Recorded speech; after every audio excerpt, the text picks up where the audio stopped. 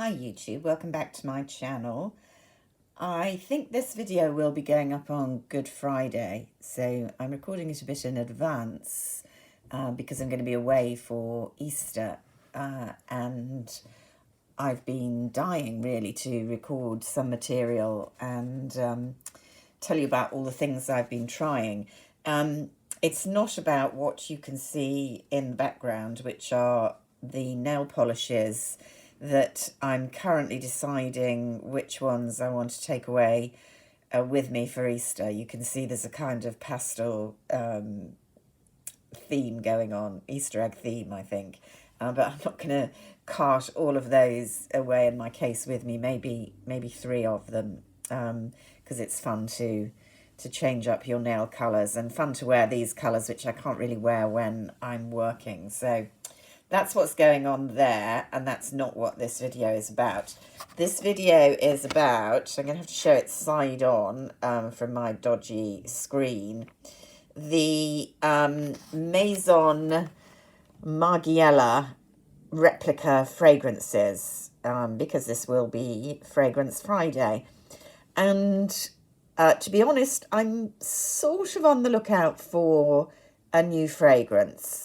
I have used up quite a few things over this past winter and early spring. Quite a few of my Chanel Les Exclusives collection I've used up bottles of.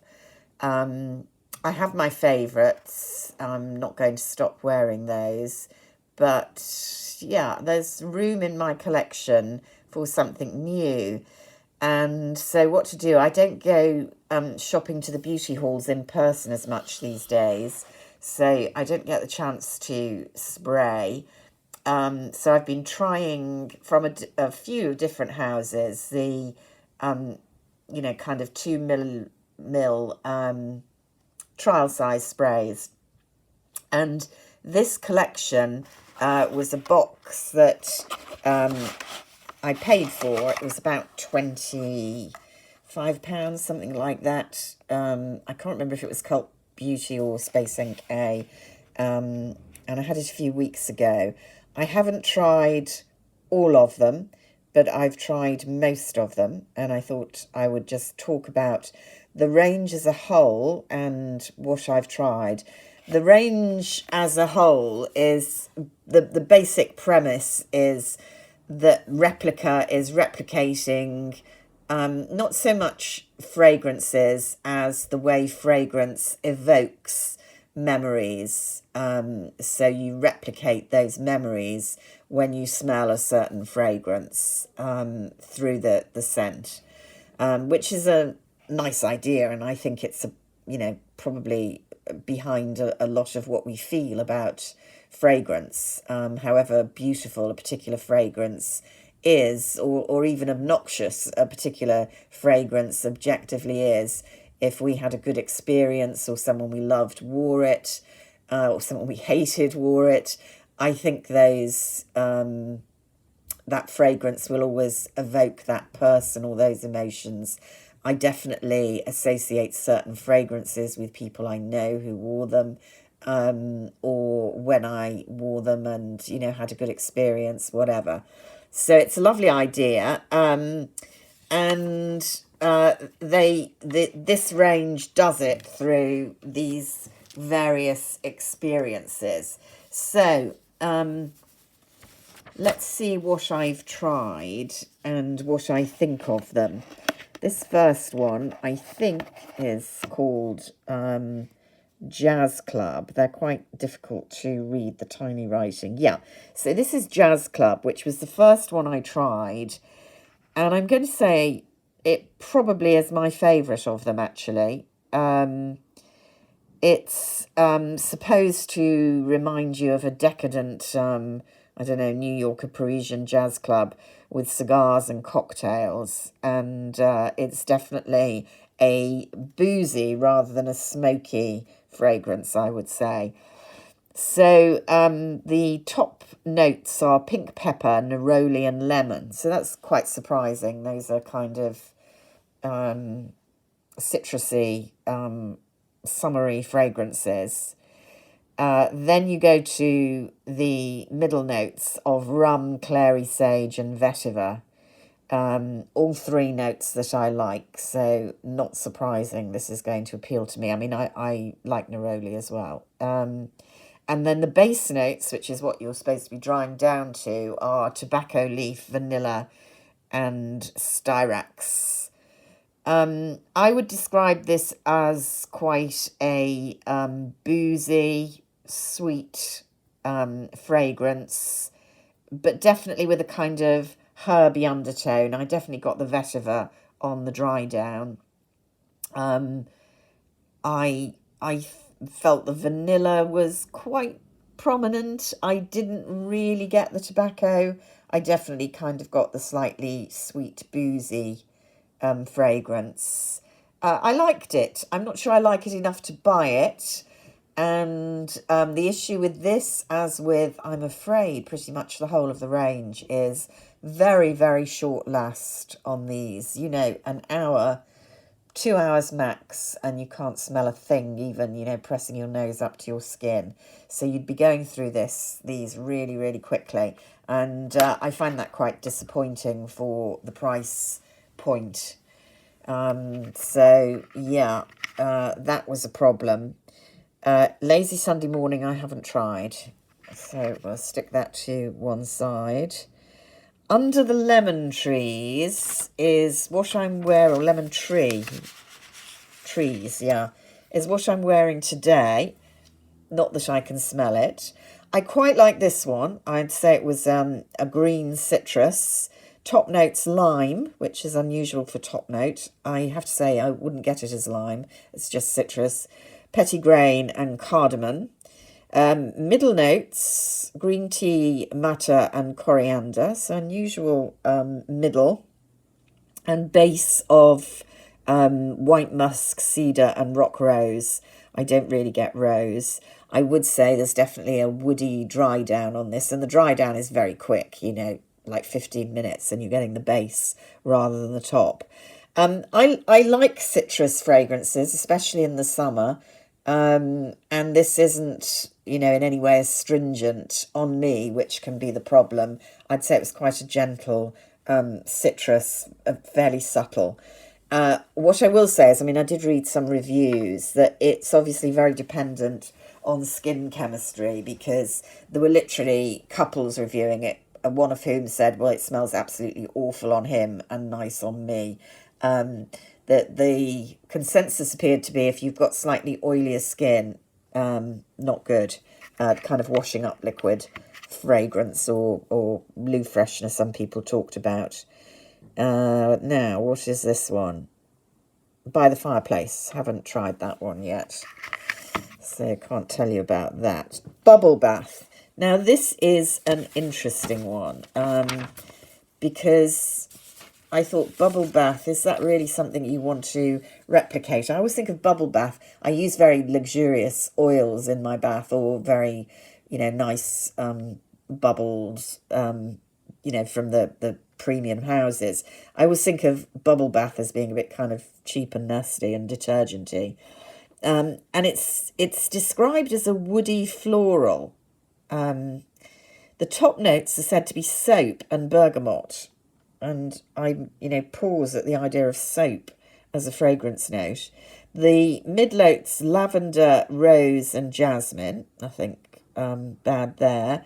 Base notes, coconut, white mint and patchouli. Now, you know, I have problems with patchouli sometimes. Very love-hate relationship. This I quite liked, actually, but it definitely was a bit soapy, slightly astringent, but not in a bad way. Terrible last. I mean, on me, on the skin, terrible, terrible last. But I noticed it was one of these perfumes that obviously clings to the clothes rather than the skin, because I picked up a blouse that I'd been wearing the day I tried it, and it absolutely reeked of it, and I hadn't used very much. So that was interesting. Autumn Vibes. Haven't tried that one. So still got 3. Maybe more to go. Sailing Day. I have tried this one. Yeah, this would also be my other kind of joint favourite with the Jazz Cafe. And it's unusual because it's an aquatic, and I'm not usually a huge fan of aquatic. I felt they were kind of overdone in the 90s, which were a kind of formative fragrance decade for me, the 80s and the 90s. But this one I liked. Perhaps not a surprise when you hear the notes. Top notes, C notes, whatever that means, aldehydes, coriander and red pepper. So aldehyde, love, love, love. People either love or hate. And then the mid notes, juniper, iris and rose. So iris, aldehyde, two very common, prominent notes in Chanel fragrances that I think tend to make you think a fragrance is Chanel. And so that's probably what I'm liking here. Base note, seaweed, ambergris, cedar, and amberwood. So a kind of woody, aldehydic, said to be aquatic mix. It did make you think of the seaside in a good way, kind of salty, zesty way. Again, I liked it. I would love it as a room fragrance, a candle maybe. I don't know whether they do candles. They probably do. But because of the awful last, I don't think I would buy it. But I did quite like the fragrance. This one is Coffee Break. I haven't had that one either, I don't think. Gosh, so I've got 4 to go. Pretty sure I've had this one. Yeah, Beach Walk. This was a bit of a disappointment to me. I have had Coffee Break. Come back to that. Obviously not great. I've got my notes here to remind myself.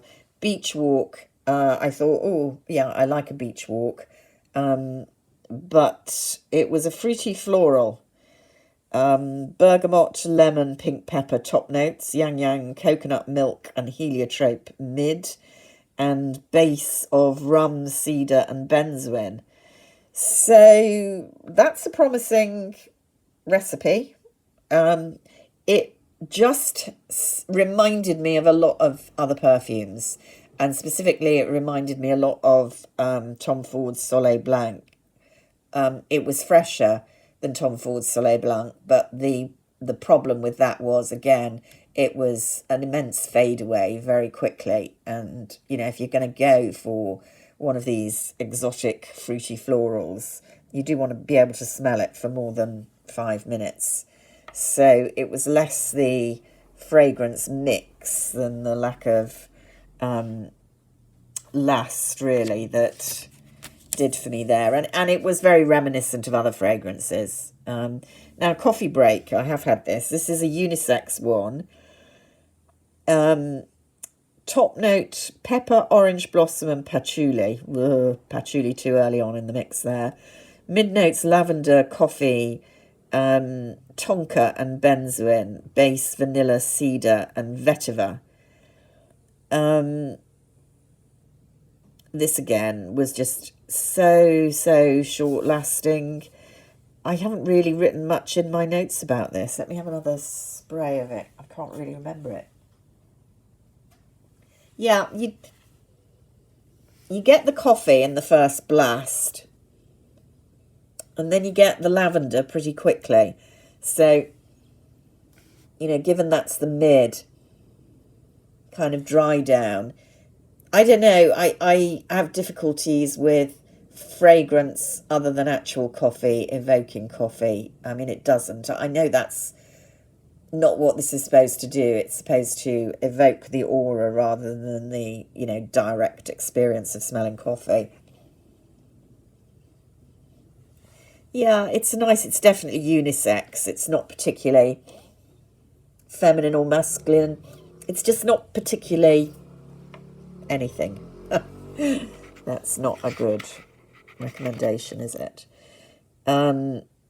Springtime in a Park is the other one, which is a white floral, as you might expect, although they describe it on their website as the Green City Oasis. So it's supposed to evoke both green and the city, That's, talk about, having your cake and eating it, really. It's a white floral. And it's a soft white floral. There's fruit in it. Top note, pear, bergamot, and black currant, which is promising. Middle, lily of the valley, one of my favourite fragrances in real life. Jasmine and rose, didn't get the lily at all. And then a base of musk, vanilla, and ambrox. Let me have another sniff of this one. I always say I'm not a fan of white florals. That's not true. I mean, I used to love, what was the Estee Lauder? Was it white linen? They changed the formulation, but the white linen of my youth I thought was an amazing fragrance. And 1932 by Chanel is a white floral, which I love. So, yeah, this is nice, but a bit kind of inoffensive. Very fresh, very feminine, quite soft. If you love florals, you know what? I would say this was this kind of suitable perfume for a little girl, and that's not really kind of what you want, really, as a grown woman. So, yeah. So I've got those 3 to go, which I might tell you about on another occasion. I might not. Remind me if you want to hear. As I say, I'm not bowled over by any of them. And I am unimpressed with the lack of projection and on most of them, and the lack of last on all of them, to be honest. This isn't, a really expensive range. The prices seem to vary a lot. I was looking online. They sell 30 mils, and that seems to retail from between about 45 and 70 quid, depending on your outlet, which is amazing price differential, and 100 mil, 80 to 110. And I'd originally thought, well, that's in the range of Byredo fragrances, and they are, to my way of thinking, much superior, both in the kind of unusual fragrance formulations and definitely in their last and longevity, and most of them in the way they project as well.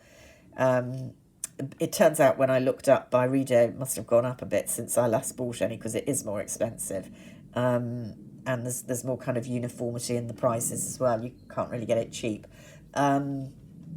So yeah, I haven't done enough research on the various prices to tell you exactly what range this is in, but it's not cheap. And so, I would expect a bit better for that price. So let me know if you're a fan of any of these fragrances, if you've invested in a bigger bottle and enjoyed them. I do love the concept. It's just I'm not 100% behind the execution. So there we go, Fragrance Friday. Have a lovely Easter weekend. I shall speak to you all again soon. Bye for now.